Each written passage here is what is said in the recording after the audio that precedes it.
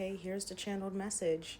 This message is about energetic vampires, and I actually posted something recently with a poem that I did called Vampire, to Olivia Rodrigo's Vampire, by the way. That's an amazing song. And in her song, she really does describe being with somebody who was using her for clout, using her for her energy, for what she can bring, and never pouring back into her, and always hitting her up when he wants to or when he's ready to consume that kind of energy again, right? Now, stay with me because I want us to really go on this whole exploration of depersonalizing the person from the energy itself. 646, as I say this, as we go on our journey, we're going to be faced with the same tests, the same lessons that we have to learn, and then the tests that come when we have to learn that lesson. The lesson will keep reappearing until you learn it. Kind of like class. You can't go on to the next level of that class if you haven't passed the first one.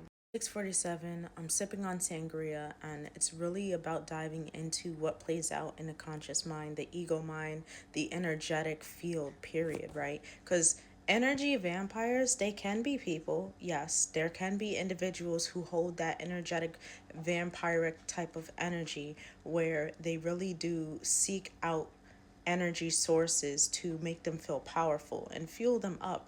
144 on the time, but I want us to really take a step back and depersonalize what an energetic vampire is. Energy vampires can be seen as a form of a parasite. Now, we know vampires as either corpses that come back and really live off of human blood or the blood of their prey. And then there's also a small bat that would be considered a vampire, right? And the origins is very interesting because it comes from Turkish times where they said Uber, which is witch. And then that translate into vampire and then vampire, which is, guys, we can dive into that, but hold on. Vampires live as long as there is a supply of what it is they need. And typically that supply is outside of them, right? Yeah, we're talking blood. But energetic vampires are also set up the same. When someone taps into or gets a taste of your energy, once the parasitic energetic vampire gets a taste of a certain thought that fuels it, then bottom line, vampires need a source outside of them in order to sustain life or sustain living in vitality. When I've spoke of the energetic vampire, that energetic vampire, and this is just a little glimpse into like how it shows up, this is real experience. It shows up into my life as self-sabotage. It shows up into my life as codependent fear. It shows up into my life as something that wants to stagnate me from experiencing the kind of life that will bring me vitality, the life that will make me strong enough to resist that energetic vampire. It's the shift from allowing something to suck up my energy and make me feel drained and put a heavy weight on me into shifting into a kind of dynamic where I hold myself accountable, my energy accountable for how it shows up, and I maintain my vitality, and I utilize natural organic resources to make sure my energy, my vitality is still functioning, flowing as it should. Energetic vampires fuck up the flow. Vampires fuck up blood flow. They actually consume the blood flow. Energetic vampires will consume your flow. Your flow comes from your sacral chakra. Your sacral chakra is that energetic chakra that really powers you to create, period. 414, as I say this, the thing with energy vampires is as long as there's an idea or there's that main source that they live off of, it can be a certain energetic level. Typically it's low levels. Typically it's real pessimistic, it's dangerously ignorant levels, right? It's fear, right? It's doubt. It feeds off of that kind of energy. It has to be low enough for it to maintain, because anything too close to the light for a vampire, then what? They're fried. Same thing with energetic vampires. Anything too close to the light, anything that is higher in vibration, that shit is clipped. It's clipped because it cannot consume you. It can't come in and feed off of your source, because it doesn't feed off of light. It feeds off of darkness. It feeds off of fear. Energetic vampires, or energetic vampirism, is a mindset. It's a conscious parasite. It's also unhealthy attachments. It's unhealthy, codependent, and manipulative attachments. So people, places, things feed off of you. Everything is living. We're all one. Like trees breathe on a regular. My hibiscus tree, she's asleep right now because she's hibernating. It's winter. She doesn't grow leaves on a tree in winter. She comes out in the spring after everything has been resetted. Everything has been released. Everything has just died out so it can flourish anew. And it's not saying that the root is dead. The root is not dead. It's very lively.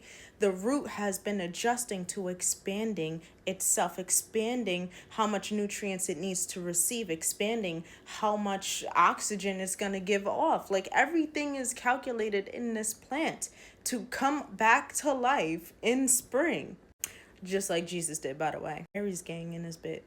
Is the energetic vampire a person? It could be in some scenario. But if there's a problem that shows up in your life consistently, and I mean consistently, it's a cycle, it's a habit, it's a thought, it's a mindset, it's how you move, it's your routine, it's an energy that you feel just randomly the same time every year, or the same time you do a certain routine and it appears. It's the behavior that has to be addressed. How does it affect behavior? A parasite affects behavior. How does that energetic vampire affect your behavior? Where can you identify when that energetic draining occurs, aka the bite?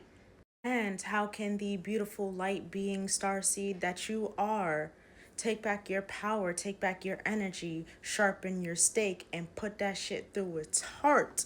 Vampires are real. Vampires do drink blood. We call it cannibalism. We call it deeply narcissistic individuals. But as we know, everything begins with a thought. Sometimes people believe their own narrative.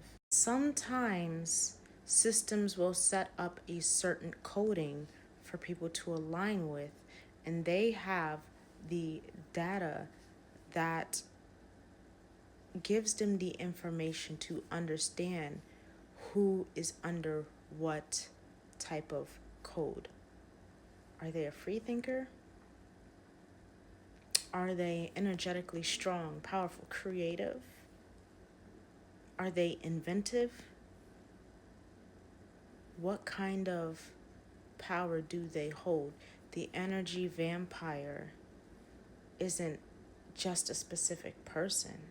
The energy vampire is a yoke that keeps you put. It's like a cage, whether in a system, whether in a dynamic. Understand energy vampires.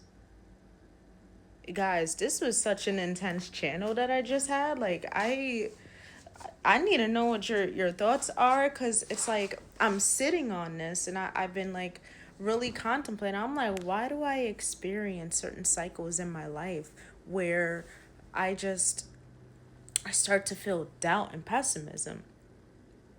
Of course, we utilize our different personality aspects and behaviors to adjust and protect ourselves.